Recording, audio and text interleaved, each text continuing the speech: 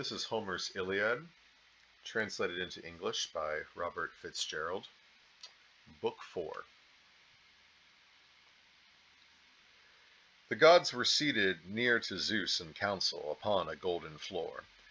Graciously Hebe served them nectar, as with cups of gold they toasted one another, looking down toward the stronghold of Ilion.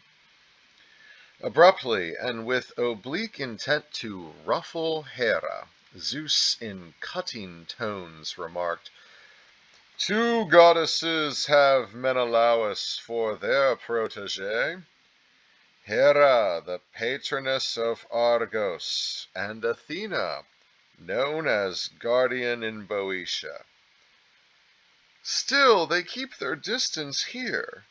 Their pleasure comes from looking on. But Aphrodite, who loves all smiling lips and eyes, cleaves to her man to ward off peril from him. He thought he faced death, but she saved him. Clearly, Menelaus, whom Ares backs, has won the single combat. Let us then consider how this affair may end. Shall we again bring on the misery and din of war, or make a pact of amity between them? If only all of you were pleased to see it, life might go on in Priam's town, while Menelaus took Helen of Argos home." At this proposal, Hera and Athena murmured rebelliously. These two together sat making mischief for the men of Troy, and though she held her tongue, a sullen anger filled Athena against her father. Hera could not contain her own vexation, saying, "Your Majesty, what is the drift of this? How could you bring to nothing all my toil, the sweat I sweated and my winded horses, when I called out that army to bear hard on Priam and his sons? Act if you must, but not all here approve." Coldly annoyed, the Lord Zeus, who drives the clouds of heaven, answered, "Strange one, how can Priam and Priam's sons have hurt you so that you are possessed to see the trim stronghold of Ilion plundered? Could you breach the gates and the great walls yourself and feed on Priam with all his sons and all the other Trojans, dished up raw? You might appease this rage. Do as you wish to do, then. This dispute should not leave rancor afterward between us. I must, however, tell you one thing more. Remember it. Whenever my turn comes to lust for demolition of some city whose people may be favorites of yours, do not hamper my fury. Free my hands, as here I now free yours, my will prevailing on my unwilling heart. Of all the cities men of earth inhabit under the sun, under the starry heavens, Ilion stood first in my esteem, first in my heart, as Priam did, the good lance and his people. My altar never lacked a feast at Troy, nor spilt wine, nor the smoke of sacrifice, prerequisites of the gods." And wide-eyed Hera answered, "Dearest to me are these three cities, Mycenae of the broad lanes, Argos, Sparta. Let them be pulled down, if you ever find them hateful to you. I will not interfere. I will not grudge you there, and if I should, why, balking and withholding my consent would gain me nothing, since the power you hold so far surpasses mine. My labor, though, should not be thwarted. I am immortal too. Your stock and my stock are the same, Our father, Cronos of crooked wit, engendered me to hold exalted rank, by birth and by my standing as your queen, since you are lord of all immortal gods. Come, we'll give way to one another in this affair. I yield to you, and you to me. The gods will follow. Only be quick, and send Athena down into the hurly-burly of the armies, to make the Trojans, not the Achaeans, first to sunder the truce they swore to. This way Hera prompted him, and the father of gods and men complied, by saying briskly to Athena, "In all haste, down you go amid the armies, to see if Trojans, not Achaeans, first will sunder the truce they swore to." Given orders to do her own will, grey-eyed Athena left Olympus, dropping downward from the crests, as though the son of crooked-minded Cronos had flung a shooting star to be a sign for men on the deep sea or some broad army, a streak of radiance and a sparkling track. Down she flashed, to alight amid the troops, and wonder held them all at gaze, horse-breaking Trojans and Achaeans in leg armor. You might have heard one, glancing at the next man, mutter, "What is to come? Bad days again in the bloody lines? Or can both sides be friends? Which will it be from Zeus who holds the keys and rationing of war?" That was the question for Trojan and Achaean fighting men. Athena, meanwhile, in a soldier's guise, that of Laodocus, Antenor's son, a burly spearman, passed among the Trojans, looking for Pandarus, if she could find him, Lycaon's noble son. Find him she did, waiting with troops, now covered by their shields, who once had followed him from the cascades of Aesopus. Near him she took her stand, and let her sharp words fly. "Son of Lycaon, I have in mind an exploit that may tempt you, tempt a fighting heart. Have you the gall to send an arrow like a fork of lightning home against Menelaus? Every Trojan heart would rise, and every man would praise you, especially Alexandros the prince. You would be sure to come by glittering gifts if he could see the warrior Menelaus, the son of Atreus, brought down by your bow, then bedded on a dolorous pyre. Come now, brace yourself for a shot at Menelaus. Engage to pay Apollo, the bright archer, a perfect hecatomb of firstling lambs, when you go home to your own town, Zelea."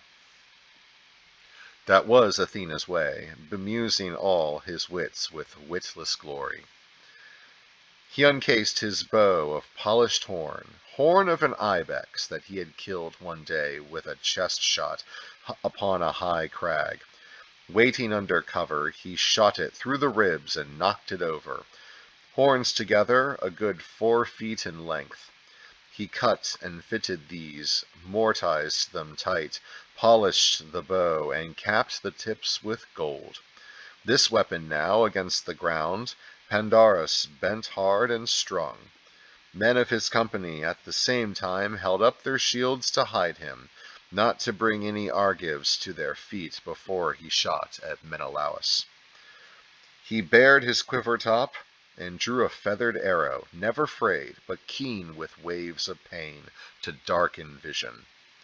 Smoothly on the string he fitted the sharp arrow. Then he prayed to the bright archer, Lycian Apollo, promising firstborn lambs in hecatomb on his return to his old town, Zelea. Pinching the grooved butt and the string, he pulled evenly till the bent string reached his nipple. The arrowhead of iron touched the bow, and when the great bow under tension made a semicircular arc, it sprang. The whipping string sang, and the arrow whizzed away, needle sharp, vicious, flashing through the crowd. But Menelaus, you were not neglected this time by the gods in bliss.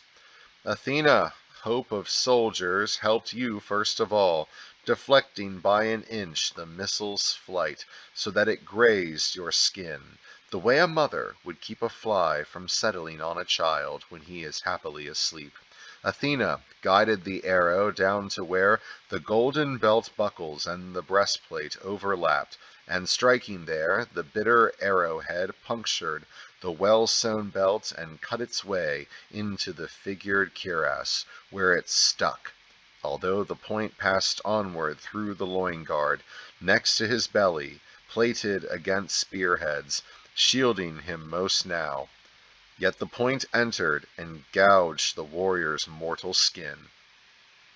Then dark blood rippled in a clouding stain down from the wound, as when a Maeonian or a Carian woman dyes clear ivory to be the cheek-piece of a chariot team. Though horseman after horseman longs to carry it, the artifact lies in a storeroom, kept for a great lord, a splendor doubly prized, his team's adornment and his driver's glory. So, Menelaus, were your ivory thighs dyed and suffused with running blood, your well-made shins and ankles too. Now Agamemnon, marshal of the army, looked and shuddered to see the dark blood flowing from the wound, and Menelaus himself went cold. But when he saw the lashing of the iron flange outside the wound and barbs outside, then life and warmth came back about his heart. Meanwhile the troops heard Agamemnon groan, holding his brother's hand, and heard him say, so that they groaned as well, "The truce I made was death for you, dear brother. When I sent you forward alone to fight for the Achaeans, I only gave a free shot to the Trojans. They've ground the truce under their heels. But not for nothing have we sworn an oath and spilt lamb's blood, red wine, and joined our hands in theirs, putting our trust in ritual. No, no, if the Olympian upon the instant has not exacted punishment, he will in his good time, and all the more they'll pay for their misdeed in lives, in wives and children. For this I know well in my heart and soul. The day must come when holy Ilion is given to fire and sword, and Priam perishes, good lance though he was, with all his people. For Zeus, the son of Cronos, benched in the azure, up there where he dwells, will heave his shield of storm against them all, in rage at their bad faith. So it must be, but this for me is anguish, Menelaus, if you have measured out your mortal time and are about to die. Backward in depths of shame I will go to the drought of Argos. The Achaeans will turn their minds again to their far lands, and we, I have no doubt, must leave behind the Argive woman, Helen, for the Trojans, for Priam's glory, while your bones decay in Trojan ploughland, rotting where they lie, your mission unachieved. In my mind's eye I see some arrogant Trojan on the grave of Menelaus, the great and famous man, leaping to say, "Let Agamemnon's anger in every case come out like this. Remember, he brought an army of Achaeans here for nothing, and sailed back in the long ships again to his own land, but had to leave Menelaus behind. Someone will say that, and let the vast earth yawn for me that day." But red-haired Menelaus said, "Be calm. Courage, do not alarm the troops. The point has hit no vital spot here where it lodged. The faceted belt stopped it, and the loin-guard, stiff with plate, the smiths had hammered out." Then Agamemnon said, God send your right, dear Menelaus, but the wound. We'll have a surgeon clean the wound and dress it with medicines to relieve the pain. He turned and spoke out to Talthybius the crier. Go quickly as you can and call Machaon, son of Asclepius, the great healer. Call him here to examine Menelaus. A master bowman, Trojan or Lycian, has wounded him. A feat for the enemy, worry and pain for us. Talthybius obeyed, making his way amidst the army, among the mailed Achaeans, everywhere looking for the soldierly Machaon. He found him standing ready, troops with shields in rank on rank around him, companies of his that came from grazing lands in Trike. Approaching him, the crier said, This way, son of Asclepius. You are called by Agamemnon to examine Menelaus, the co-commander. A master bowman, Trojan or Lycian, has wounded him, a feat for the enemy, worry and pain for us. The message stirred him, and back the two men hastened through the army to where the red-haired captain had been hit. Gathered around him in a circle stood the Achaean peers, but through their midst Machaon quickly gained his side, and pulled the arrow free of the belt and clasped. As it came out, the barbs broke off. The surgeon then unbuckled faceted belt and, underneath, his loin guard, stiff with plate the smiths had hammered out, and when he saw the arrow wound, he sucked it clean of blood, then sprinkled it with balm, a medicine that Charon gave his father. Now, while they tended Menelaus, lord of the war-cry, Trojan ranks reformed with shields, and the Achaeans, too, put on their armor, mindful again of battle. In that hour, no one could have perceived in Agamemnon a moment's torpor or malingering, but fiery ardor for the battle test that brings honor to men. He left aside his team, his chariot, agleam with bronze. His driver, Eurymedon, a son of Ptolemaios Pereides, reined in the snorting horses. And Agamemnon gave him strict command to bring the war car up when weariness should take him in the legs, after inspection of all his many marshaled troops. On foot he ranged around the men in their formations, and where he saw his charioteers and units alert for battle, he exhorted them, Argives, keep your courage up, for Zeus will never back up liars. Men who are first asunder oaths, their flesh the kites will feed on. Tender fare. As for their wives and children, we'll enslave them when we take the town.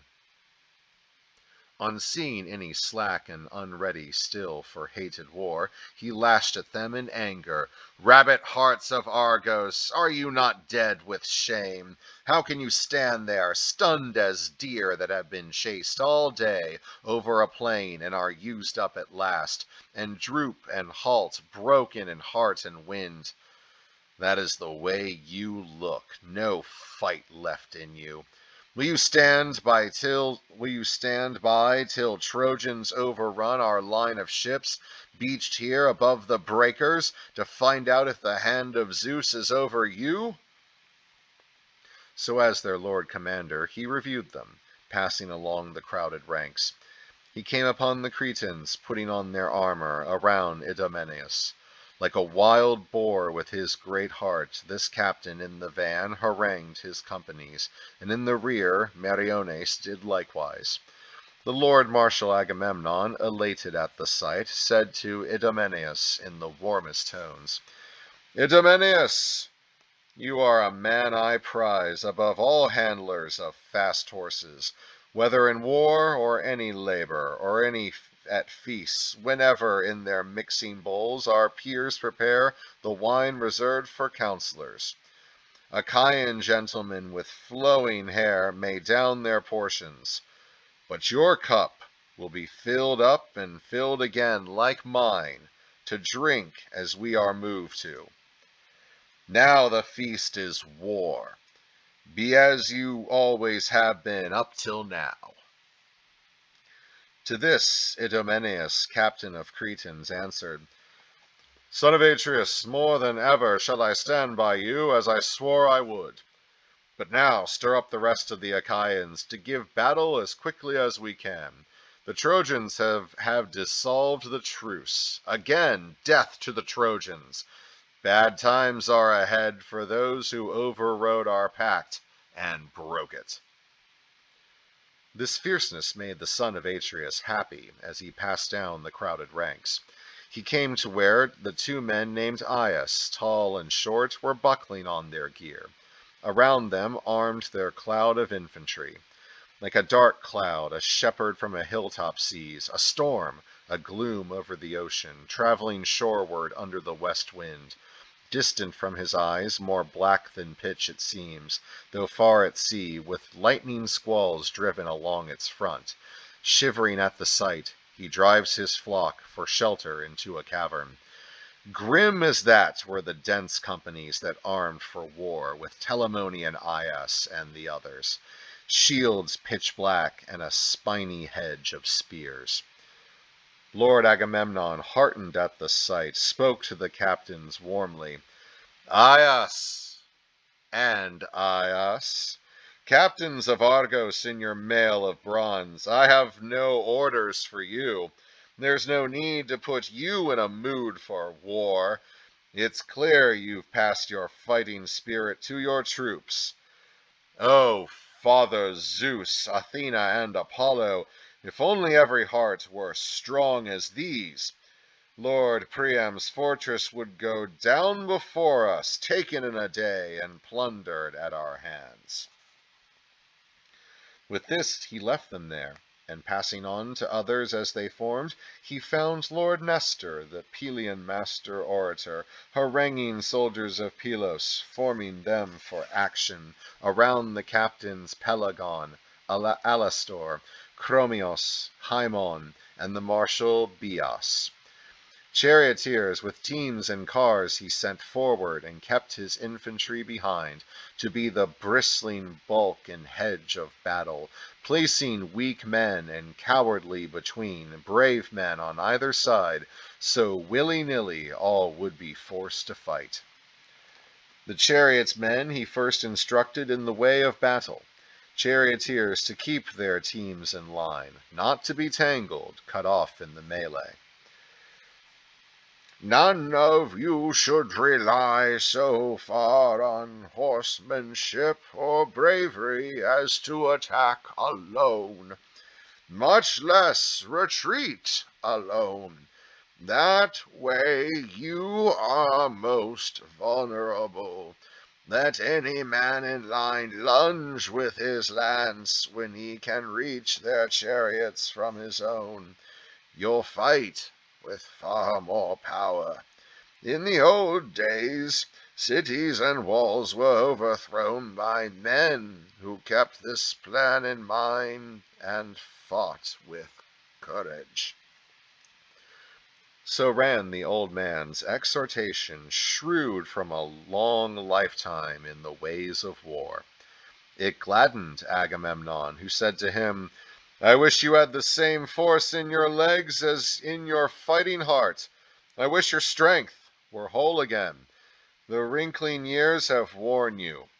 Better some other soldier had your age, and you were still among the young. And Nestor, Earl of Gerenia, charioteer, replied, Agamemnon, I too could wish I were that man who killed the great Eruthalion.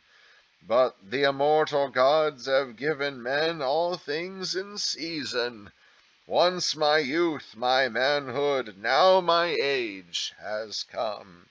No less for that I have my place among the charioteers, to counsel and command them. Duties fit for elder men, these are. The young can be good lancers, good with spears, men who were born in a later day, and still can trust their powers. The son of Atreus heard him out, and passed happily onward. Next he found Menesthius, a good horse-handler, son of Peteos, waiting, surrounded by Athenians, good hands in battle.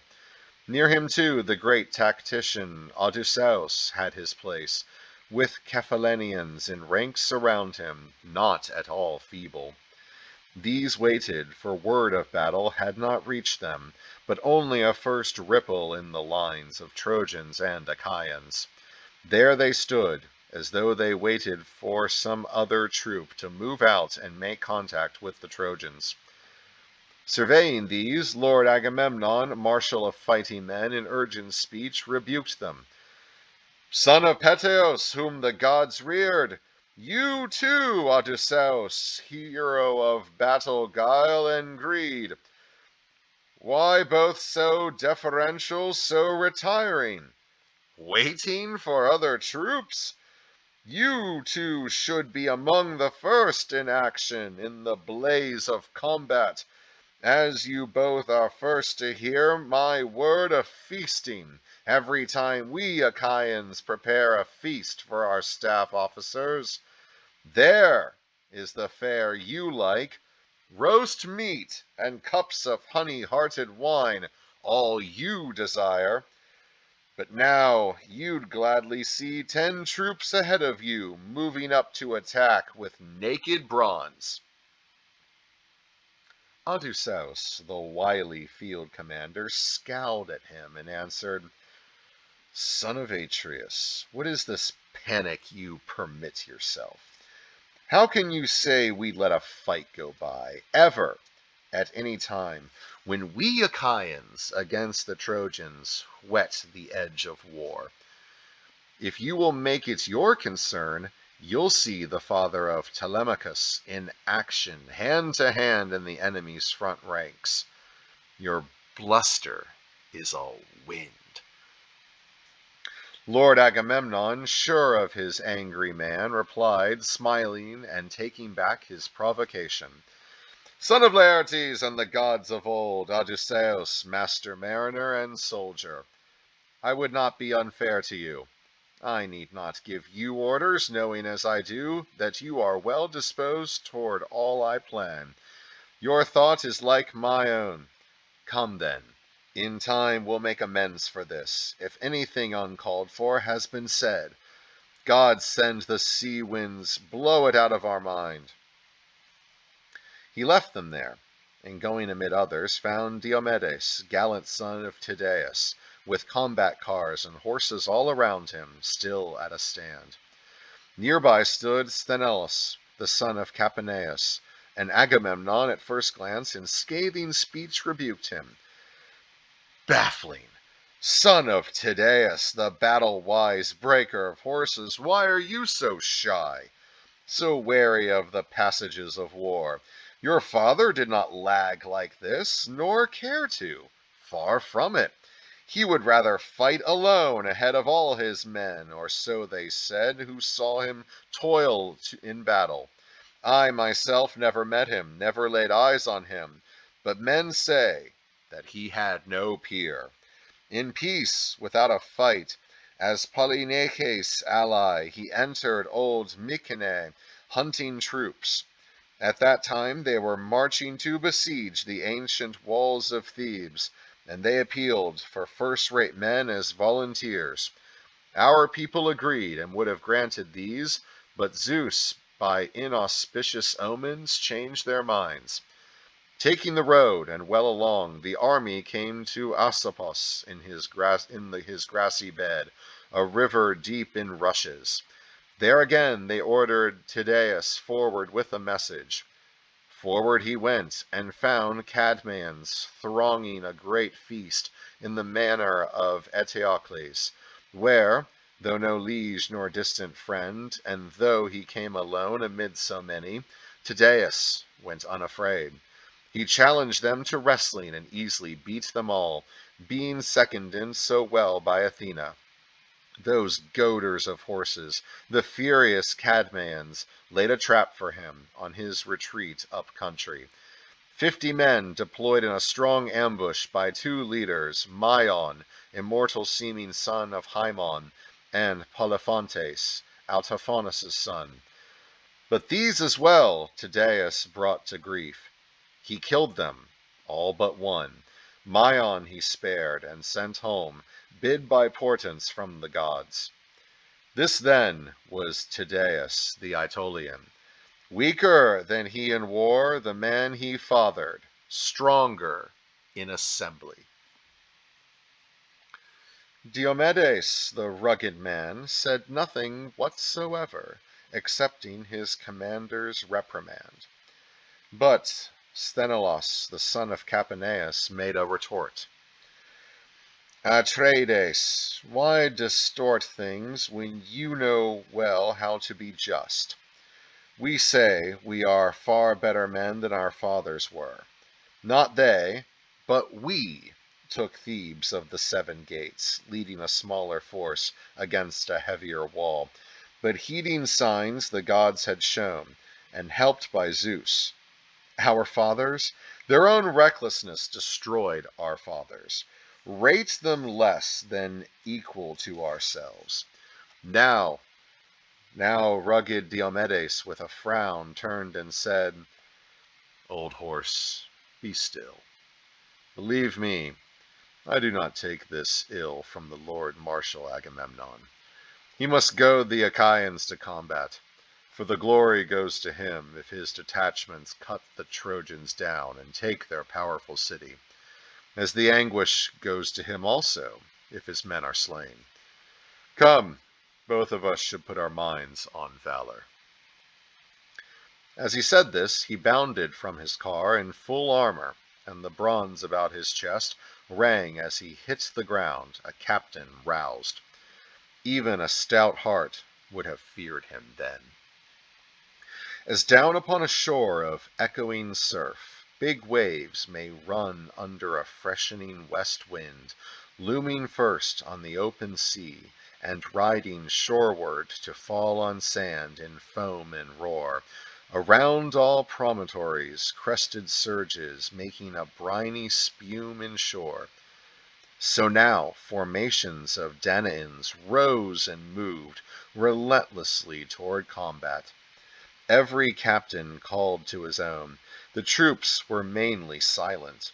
You could not have believed so great a host with war cries in its heart was coming on in silence, docile to its officers, and round about upon the soldiers shone the figured armor, buckled on for war.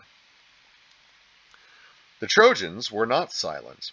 Like the flocks that huddle countless in a rich man's pens, waiting to yield white milk, and bleating loud continually as they hear their own lambs cry, just so the war cry of the Trojans rose through all that army, not as a single note, not in a single tongue, but mingled voices of men from many countries.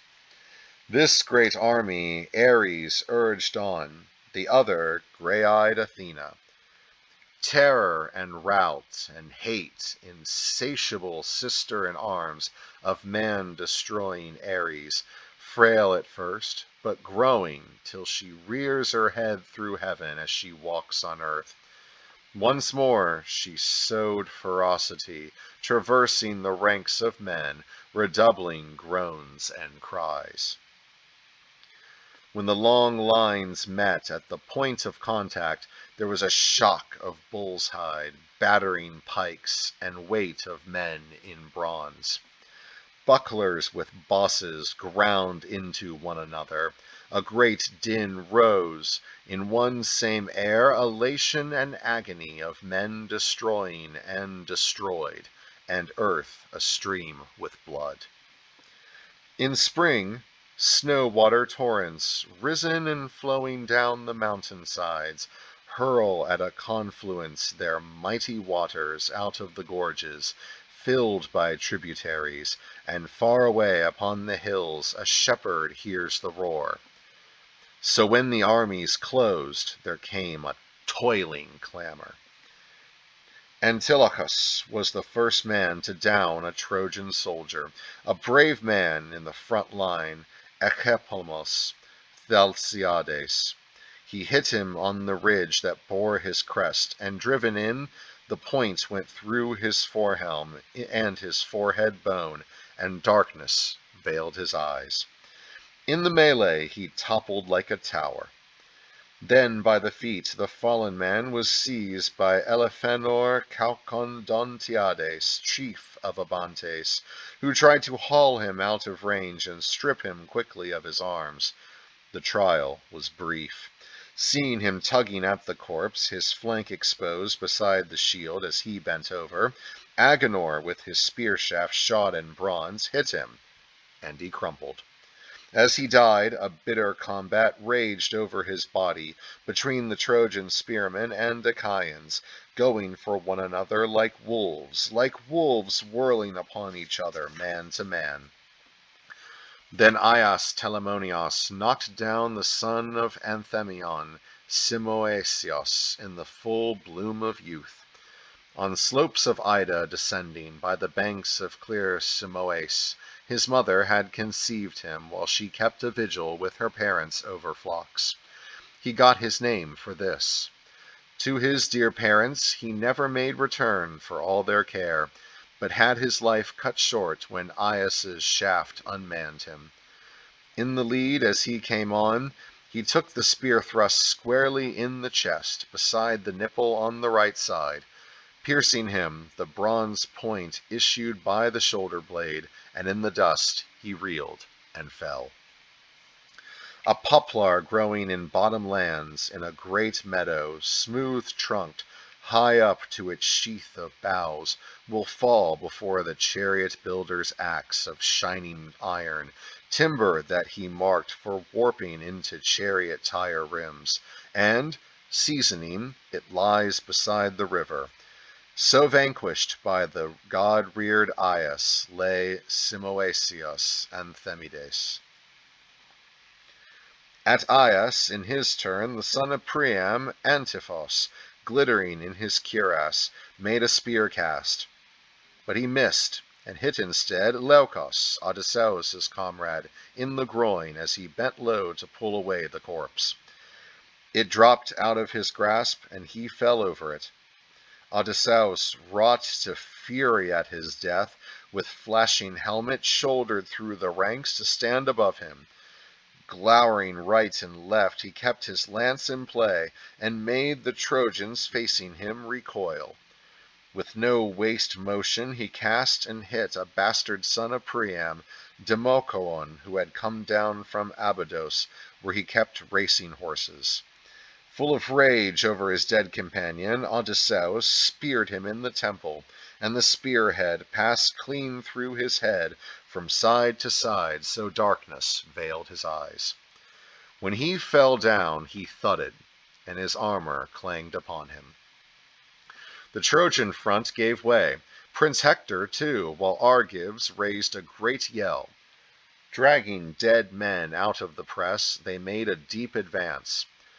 Now looking down from Pergamos, Apollo in indignation cried out to the Trojans, "Forward, Trojans, breakers of horses! Will you bow in fury of battle to the Argives? When hit, they are not made of iron or stone to make the cutting bronze rebound. See, too, Archelaus, child of Thetis, is not fighting, but tasting wrath and wrong beside the ships." The terrible god cried out thus from his tower, and on the Achaean side, Tritogeneia, glorious daughter of Zeus, went through the ranks to lift the hearts of those she saw dismayed. And next on whom fate closed was Diores Amaronchades, hit by a jagged stone low on the right leg near the ankle. Peiros threw it, Peiros Imbrasides, a Thracian captain, one who had come from Ainos. With the bone itself, the vicious stone crushed both leg tendons utterly, and the tall man tumbled down into the dust, flinging his arms out wide to his companions, panting his life away. But on the run, the man who hit him, Peiros, came with a spear to gash him by the navel. His bowels were spilled, and darkness veiled his eyes. Then Thoas the Aetolian lunged at Peros, hitting him with a spear above the nipple, so the bronze point stuck in his lung. And Thoas, at close quarters, wrenching the heavy spear, pulled it out of his chest, then drew his sword, and killed him with a stroke square in the belly. His gear he could not strip, though. Friends of the dead men, top-knotted Thracians, closing round with spears, repulsed him, huge and powerful as he was, a noble figure. Staggering, he gave ground. As for the two, they lay there in the dust, stretched out near one another, captain of Thracians and captain of Epeans, mailed in bronze, while others, many, fell in death around them. Thereafter no man could have scorned that fight, no veteran of battle who might go round untouched amid the action, an observer led by Athena, with his hand in hers, shielded by her from stones and arrows' flights.